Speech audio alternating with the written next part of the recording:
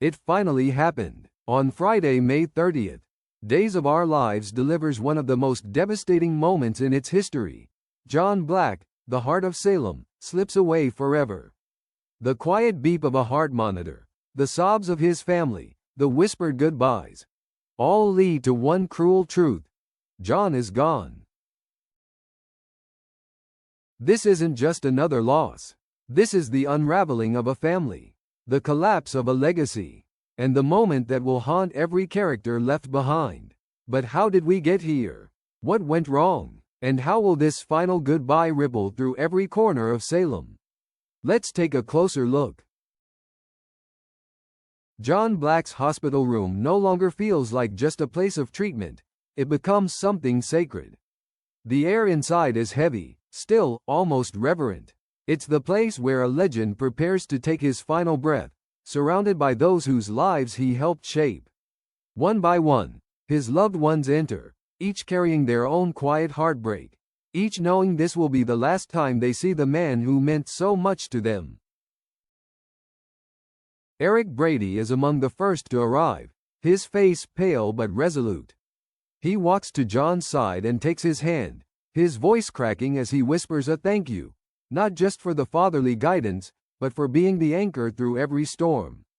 Belle and Brady Black follow, unable to speak at first. Instead, they stand on either side of the bed, their eyes speaking volumes. Silent tears stream down their faces as they cling to the last few moments of a man who has been their rock. Paul Narita arrives next, hesitating at the doorway before stepping in.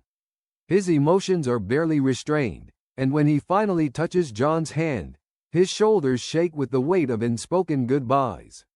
Abe Carver steps forward too, his voice soft but firm, trying to stay composed as he offers words that break through the silence. We're family, John. It's a declaration of love, of brotherhood, of the unbreakable bond that now faces its final test. As the camera pans through the room, it catches glimpses of the others. Kayla can't hold back her sobs and collapses into Steve Johnson's arms. Marlena, always the pillar of strength, lays her head on Paul's shoulder, her face filled with a kind of grief words can't reach. Then, we see Steve once more, this time alone. Kneeling beside the bed, he looks up toward the ceiling, tears clouding his vision, and pleads softly, "Please help my teammate." But there is no answer, no miracle. The man who stood strong through every crisis, who defied death and danger to protect those he loved, is finally still. John Black doesn't survive. His story ends here, but the pain left behind is only just beginning. In the aftermath of John's passing, the silence in Salem feels louder than ever. Marlena Evans is not just grieving, she's unraveling. Her strength, always admired by so many, is now what keeps her upright. But inside, she's broken. Will Horton returns to town just in time to hold his grandmother in a long, emotional embrace. It's a reunion they both needed, but the warmth is tainted by sorrow.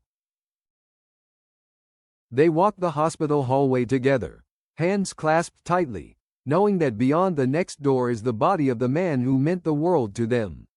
Inside the room, Marlena stands over John's lifeless form and brushes his hair back one final time. Her lips tremble as she kisses his forehead. Will stands quietly behind her, tears streaming down his cheeks. His voice cracks as he says, "He was the best man I ever knew." And in that moment, Marlena finally breaks. Elsewhere, Johnny DiMera is spiraling. The weight of grief has left him hollow, disconnected from everything around him. He walks the DiMera mansion like a ghost, each room reminding him of the people he's lost. He feels invisible, like no one sees the pain gnawing away at his insides. Then comes Kristen. Rather than offer comfort, she explodes. She turns her anger toward EJ, blaming him for everything. For being cold, for being blind, for failing the family. The siblings clash in a brutal argument, raw with emotion. Kristen's voice shakes with rage, while EJ tries, and fails, to defend his detachment. The DiMera house, already fragile, now feels like it's collapsing from the inside. While one family falls to pieces, another begins moving in shadows, plotting something that could bring even more devastation. As the town grieves, a secret plan begins to take shape behind closed doors. Sophia Choi, still so young yet strangely composed, steps into dangerous territory by aligning herself with District Attorney Melinda Trask. Their goal? To push forward a rushed and highly questionable adoption. But this isn't just about red tape. This is personal. Tate Black, the supposed father of the baby at the center of this plan, is completely in the dark. He has no idea that Sophia, the girl he once trusted, is working behind his back to place a child for adoption. Even worse, he doesn't know who's pulling the strings.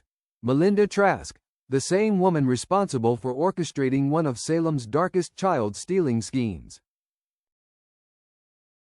Brady Black sees the red flags immediately.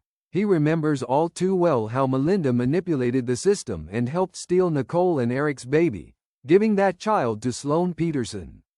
That betrayal nearly tore their family apart. Now, with Melinda circling again, Brady is furious and terrified. Sophia's reasons remain unclear. Is she panicked, manipulated, or is this a cold, calculated move to escape the pressures of motherhood and distance herself from Tate entirely? As the truth creeps closer to the surface, one thing becomes painfully clear. This adoption is no act of love. It's a landmine waiting to explode. Brady Black has been through enough heartbreak to last a lifetime. So when he discovers that Melinda Trask is once again meddling in the affairs of his family, this time involving a secret adoption plan with his own grandchild, he explodes with rage. The memories of what Melinda once did to Eric and Nicole's baby come flooding back. The lies, the manipulation, the cold-handed theft of an innocent child handed off to Sloan Peterson like a transaction. Brady swore he would never allow that kind of betrayal to happen again. And now, it's happening right under his nose. What makes it worse is Sophia Choi's role in this mess. She's young, scared, and impulsive. But instead of seeking guidance, she aligns herself with a woman known for playing dirty with the law. Sophia seems determined to push the adoption through before her mother, Amy Choi, can interfere. But in her rush, she forgets one thing. Brady Black is not a man to be crossed lightly when it comes to his family. Yet even Brady has his limits.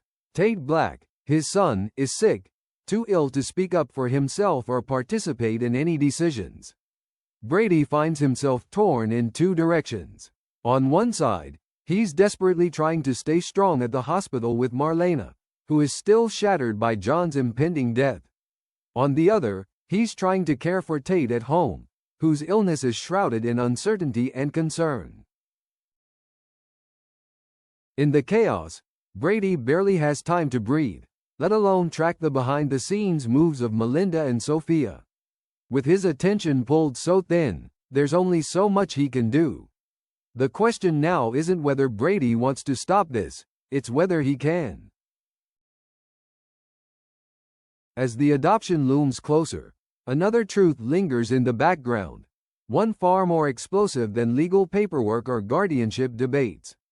The whispers have grown louder in Salem. The gossip has taken form. And now, an unspoken question hangs heavy in the air. What if the baby doesn't belong to Tate at all? All eyes turn to Aaron Green, Tate's closest friend. Those who've been watching closely know something happened between Aaron and Sophia, something brief but intimate. Sophia has never confirmed it, never denied it either. But her silence speaks volumes. If the child turns out to be Aaron's, not Tate's, then the entire narrative Sophia has been spinning begins to unravel. What's even more disturbing is the growing belief that Sophia may have known the truth all along. That perhaps, from the beginning, she suspected, or even confirmed, that Tate wasn't the father. And if that's the case, why didn't she say anything? Why pretend? Why go through with an adoption plan that hands over a child while clinging to a lie? Some believe she used the baby as leverage, a last-ditch effort to keep Tate close, to guilt him into returning to her when she felt him slipping away. Others think it was never about the child at all, but about power, control, and fear of being left behind. Now the stakes are higher than ever. If the truth comes out, not only will it destroy Tate, it will destroy his friendship with Aaron. It could fracture the fragile web holding this group of young lives together. So what happens next? Will Sophia come clean and keep the baby? Or will she push forward with the adoption and walk away, leaving a trail of emotional wreckage behind her? Either choice carries devastating consequences.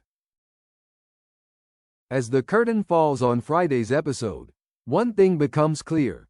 This isn't just the end of John Black's journey. It's the beginning of something much darker. The void left by John's death isn't just emotional. It destabilizes Salem's entire moral foundation. He was the compass, the voice of reason, the protector in times of crisis.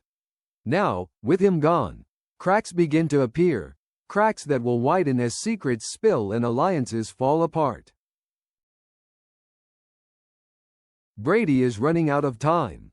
With Marlena in mourning, Tate fighting an unknown illness, and Sophia moving forward behind his back, he can't be everywhere at once. And with Melinda operating in the shadows, cold, calculating, relentless, he may already be one step too late. Tate, meanwhile, is completely unaware that the very people around him are keeping him in the dark.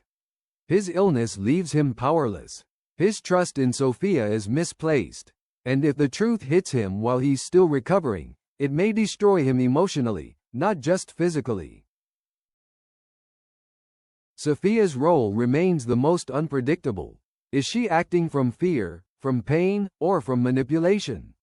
Is she simply trying to survive, or is she orchestrating something more selfish, more deliberate? Every decision she makes now will shape not just her future, but the fate of an innocent child. As for Melinda, she's not done. She's playing a long game, and if no one stops her, she'll walk away with custody. The paperwork will be legal, the signatures real, but the damage? Irreversible. Another family shattered, another child raised on a foundation of deception. Friday's episode ends with more questions than answers, and a haunting sense that the storm is only beginning. Secrets, lies, desperation, they're the lifeblood of Salem, and this week proves it more than ever. John Black's death is a blow that will be felt for years. But it's not the only tragedy in the making. Behind the hospital doors, in courtrooms, and in whispered conversations, other disasters are brewing, and this time, it's the next generation at the center. So now we ask, will Marlena survive the weight of this loss?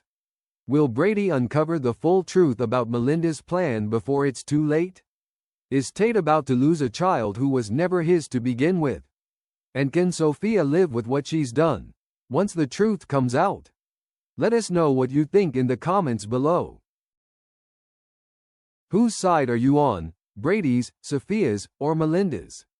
What do you believe really happened between Sophia and Aaron? And how will Salem ever recover from losing John Black? Don't forget to like this video, subscribe to the channel, and tap the bell so you never miss a single twist in Days of Our Lives. Because in Salem, every goodbye opens the door to betrayal.